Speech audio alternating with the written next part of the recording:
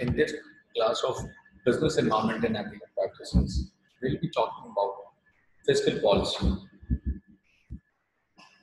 First of all, let us understand what fiscal policy is. Fiscal policy is the government program of making discretionary changes in the pattern and level of its expenditures, taxation, and borrowings in order to achieve certain economic goals, such as economic growth, employment, income equality, and stabilization of the economy on a growth path. We all understand that it is the first and foremost responsibility of the government to safeguard the interest of nation, and it's not confined to the uh, safety on the physical borders only. Rather, it must also look into the economic well-being of the country. To ensure economic well-being, there are certain points that a government must take check upon. What is the rate of inflation? How is the income equality? What are the employment levels? How the economic growth is happening? If the growth is regular or not? Is the economy stabilized or not? What all economic reforms are to be done in order to ensure the country or the economy remains intact. So these all are the main responsibilities of the government, and to take care of these responsibilities, fiscal policy is drafted and utilized. So the basic idea is fiscal policy is the policy of the central government. And when we take name of fiscal policy, we also talk about monetary policy. But we must always be able to understand that monetary policy is the tool that is exercised by the central bank of any country.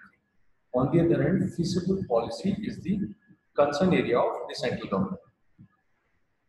It involves use of taxation and public expenditure by which the government can ensure stabilization or growth of the economy.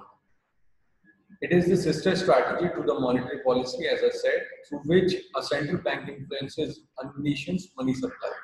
And monetary policy and fiscal policy both go hand in hand. Although the instruments of these two policies are different, but they single-handedly cannot make a big change in the economic condition.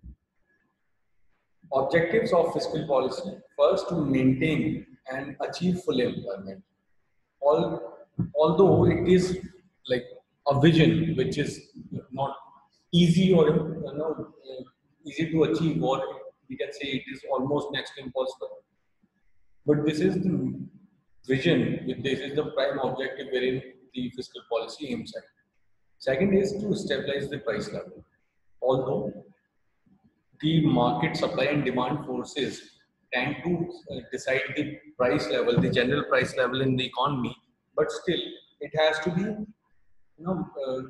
it has to be taken care of. The government requires, or it is expected to keep an eye on how the prices are going in the market, and in case any action needs to be taken regarding the price levels, then it must change. Third main objective is to stabilize the growth rate of the economy. So we all understand that growth is required, but the pace of growth should also be good, and the growth should be regular. Like if the GDP is growing by 8% in 1 year, next year the government should aim at 8 or more. Rather, something happening, and if the growth rate falls down to 4 or 5, then it is not a very good sign. Then to maintain equilibrium in the balance of payments. So, like whatever is going out of the country and whatever is coming in, that can also be taken care of. Herein we are talking about primarily the import part. A country must not be too much import dependent.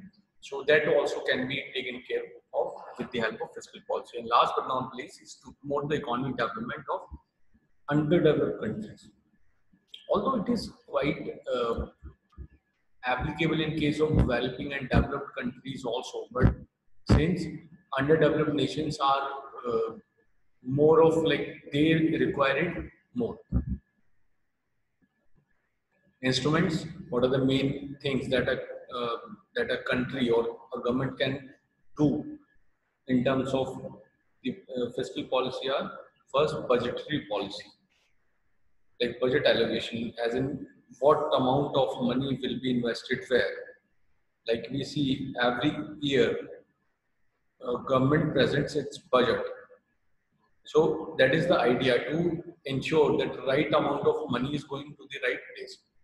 Second is government expenditure. Government can expand or reduce its expenditures as per the change in fiscal policy, looking in like purview with the economic uh, health of the country. Then third is taxes. Undoubtedly, government is the one who imposes tax, although central and state government both can impose taxes. But here we are talking about primarily the main taxes which are imposed by the central government. And last but not the least is public borrowings.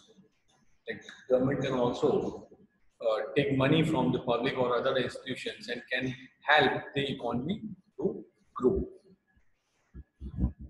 Let's have a look at public borrowings part, like how the public borrowings can be done. First is internal. It can be done from two sources. One is internal, like from the public. Government can issue bonds or other like gold bonds or other things which can be sold directly into the market and taking money from the public. And then it can be done to central bank also, wherein the RBI can issue bonds or other instruments or other securities which the public can buy. Second idea is to take funds from external sources, like one from foreign government, and then it can a government can also borrow funds from international organizations like World Bank, IMF, etc.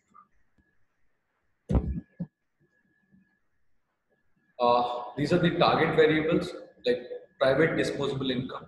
If the economy is doing good, like public have good amount of money with them, which can ultimately lead to inflation. Taxes can be increased so that disposable income decreases and people are not able to pay or spend more. And vice versa, if the public doesn't have good amount of money, then the central government must provide a fiscal boost which can revive the economy. Second target variable is the private consumption expenditure. Like what amount of the disposable income is being actually spent on the consumption. This is also one target area and handling this particular target, the government can make a change in the economic policies and can revive the economy as well. Third is private saving and investment. If we break the disposable income, we can break it into two parts. One is the expenditure, second is the savings and investment that customer can do. Because whatever we earn, either we save it, we invest it, or we spend it. So these all three are the target segments in case of fiscal policy. Then exports and imports, like how exactly the EXIM policy, with the help of EXIM policy, government can also influence the exports and imports which are happening in the country. And level and structure of prices, one of the main target areas wherein the government keeps a check on what all what all prices are prevailing out there in the market. And it is the utmost responsibility of the government to ensure that prices level stays at a good and healthy level. I would like to repeat that fiscal policy instruments or the initiatives taken under fiscal policy cannot single-handedly alter the fate of the economy. Rather, it has to be complemented with the monetary policy. And whenever we get to see some major fiscal step being taken, we can always see that some monetary policy initiative must also have been taken in order to complement it with the fiscal policy. Thank you.